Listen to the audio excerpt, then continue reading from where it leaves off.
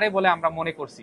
আর দ্বিতীয় যে ব্যাপারটা আপনাদের মাধ্যমে সবাই প্রশাসনকে জানাতে চাই, আগামী 19 তারিখ বিসিএস পরীক্ষা, তাই না? 19 তারিখ বিসিএস পরীক্ষা। এই বিসিএস পরীক্ষাতে 2টা বাস দেওয়া হয়েছে মাত্র প্রশাসন থেকে। আমরা মনে করি যে এই 2টা বাস দিয়ে আসলে সকল শিক্ষার্থীকে নির্দিষ্ট সময়ে ওখানে পৌঁছে দেওয়া কঠিন হবে।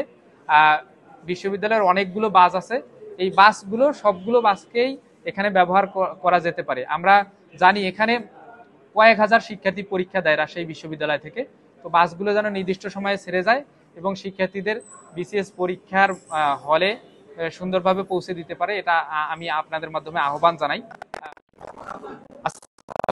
আপনারা ইতিমধ্যে দেখতে পেয়েছেন আমরা নির্বাচন কমিশনার স্যারের কাছে 9 দফা একটা দাবি স্মারকলিপি জমা দিয়েছি। এই স্মারকলিপির পয়েন্টগুলো আমি সংক্ষেপে বলি।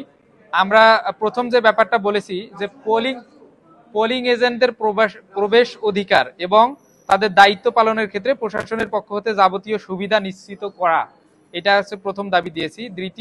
দ্বিতীয় যে দাবিটা দিয়েছি, সাংবাদিকদের মধ্যে হতে অর্থাৎ আপনারা যারা আসবেন সাংবাদিকদের জন্য পৃথক আইডি কার্ডের ব্যবস্থা রাখা এবং কেবল প্রশাসনের অনুমোদিত সাংবাদিকদের ভোট কেন্দ্রে প্রবেশাধিকার প্রদান করা।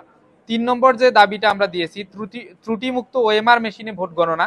আপনারা দেখতে পেয়েছেন আমাদের ইতোমধ্যে জাকসু নির্বাচনের ক্ষেত্রে 3 দিন সময় লেগেছে ম্যানুয়ালি গণনা করে, এজন্য আমরা ত্রুটিমুক্ত ওএমআর মেশিনের ভোট গণনাটা এটা দাবি করেছি, যেন দিনের ফলাফলটা আমরা দিনেই পাই। আর একটা ব্যাপার হচ্ছে, কোনো প্রার্থী ফলাফল ঘোষণার পর যদি কোনো কেন্দ্রের ব্যাপারে প্রযুক্তিগত সমস্যা হয়েছে বলে মনে করে সেটা তার দাবির প্রেক্ষিতে ম্যানুয়ালি সেটা গণনার মাধ্যমে সেটা নিশ্চিত করা যে সেটা ঠিক ছিল কিনা। আর পঞ্চম যে দাবিটা সেটা করেছি, প্রতিটি ভোট কেন্দ্রে সিসি ক্যামেরার আওতায় নিয়ে আসা, সিসি ক্যামেরার আওতায় নিয়ে আসতে হবে। এবং এর সাথে সাথে পরবর্তী দাবি, ষষ্ঠ দাবি হচ্ছে যে সিসি ক্যামেরার আওতায় নিয়ে আসার পরেও বাইরে প্রজেকশন মিটিং দিয়ে অর্থাৎ প্রজেক্টর দিয়ে সব সময় সেটা ভোট কেন্দ্রে যাওয়া আসাগুলো সবগুলোই আমাদের বাইরে যারা ভোটাররা আছে তাদেরকে দেখাতে হবে। এবং 7 নম্বর যে দাবিটা দিয়েছি, 8 নম্বর, ভোটের দিন ক্যাম্পাসে জনসাধারণের প্রবেশ নিষিদ্ধ রাখা ভোটের দিন। এটা অলরেডি প্রশাসন বলেছে, এটা যেন ব্যত্যয় না ঘটে, এটা খেয়াল রাখতে হবে। আর নির্বাচন পরিচালনায় নির্বাচন কমিশনের পূর্ণ নিরপেক্ষতা বজায় রাখতে হবে।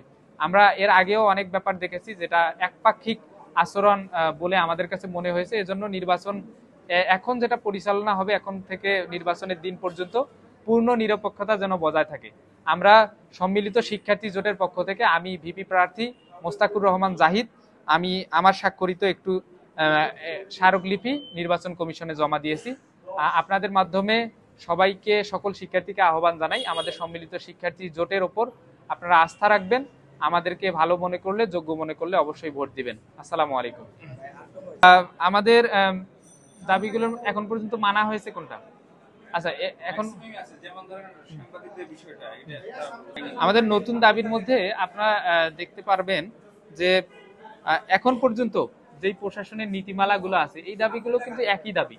হ্যাঁ, এই দাবিগুলো একই দাবি, কিন্তু কিছু কিছু ক্ষেত্রে আমরা অন্যান্য ছাত্র সংগঠনের ভাইদের ক্ষেত্রে দেখতে পাচ্ছি যে তারা এই দাবিগুলোর বিপরীতে দাবি করতেছে। এজন্য আমরা আবার নির্বাচন কমিশনকে মনে করিয়ে দিলাম যে এই যে দাবিগুলো এখন পর্যন্ত আছে এই দাবিগুলোর সাথে আমরা একাত্মতা পোষণ করছি, এগুলো যেন পরিবর্তিত না হয়।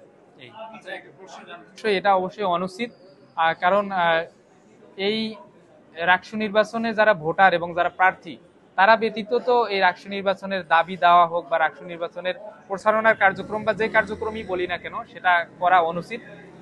আমরা ছাত্র দলের মাদার সংগঠন হিসেবে যদি বিএনপি শিক্ষকেরা তাদের দাবি দেওয়া এসে পেশ করে তাহলে সেটা পেশাদারিত্ব বলে আমি মনে করি না। অবশ্যই ছাত্র দলের ভাইদের দাবি বা যে কোনো ছাত্র সংগঠনের দাবি তাদের নিজেদেরই এসে পেশ করা উচিত। আচ্ছা, সম্মিলিত শিক্ষার্থী জোটের যেহেতু ভাই যার ব্যাপারে অভিযোগ করছে তার নাম বলতে পারিনি, আমি নামটা বললে পরবর্তীতে ভাইকে এটা জানাবো। তবে আমাদের প্রথম থেকেই যে আচরণবিধি অর্থাৎ প্রচারণার আজকে ৪র্থ দিন চলছে,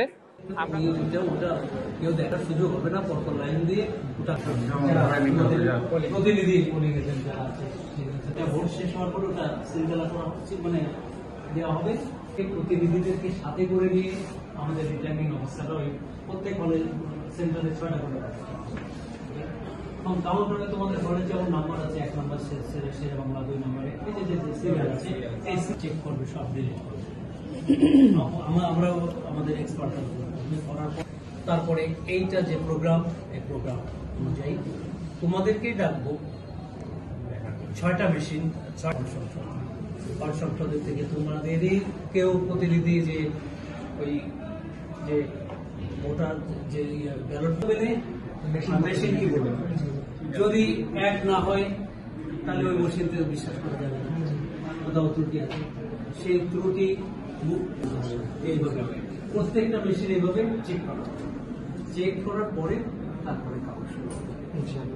তো প্রথম কাউন্টে দেখো রেজাল্ট হয়ে যাবে, কারণ একটা হলে 6টা বক্স, প্রথমটা হচ্ছে হল সংসদ, দ্বিতীয়টা হচ্ছে সিনেট, আর পরের যে 4টা সেটা হচ্ছে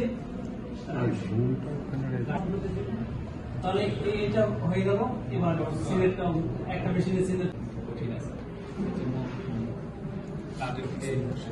এইটা শোনা, এটা আমাদের সাপ্লাই দেবে না, কেউ সাপ্লাই দেবে না। আমি ভোট দিতে যাচ্ছি, আমি অমুক অমুক প্রার্থীকে ভোট দেবো, সেটা আমার মনে রাখার জন্য আমি ওটা নিয়ে যাবো, এটা কোনো বিষয় না। কিন্তু তোমরা যদি দাও ওখানে, সেটা হচ্ছে দোষ, সেটা পার্টির কোনো ভোটার ব্যক্তিগতভাবে সে সিদ্ধান্ত নিয়ে যাবে কাকে কাকে ভোট দেবে, সে যদি সেটা লিখে দিয়ে যায় সাদা কাগজে, সেটা তো সমস্যা নেই। স্যার একে আপনার সংযোগ নাই, ছবিগুলো তারপরে গেলেই তো না, এক একজনের এক একটা নিবে না।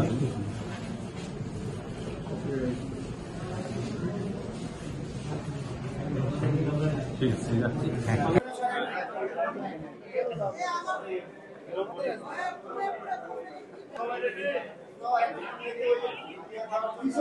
ক্যামেরা কনসেন্ট্রেট খাবার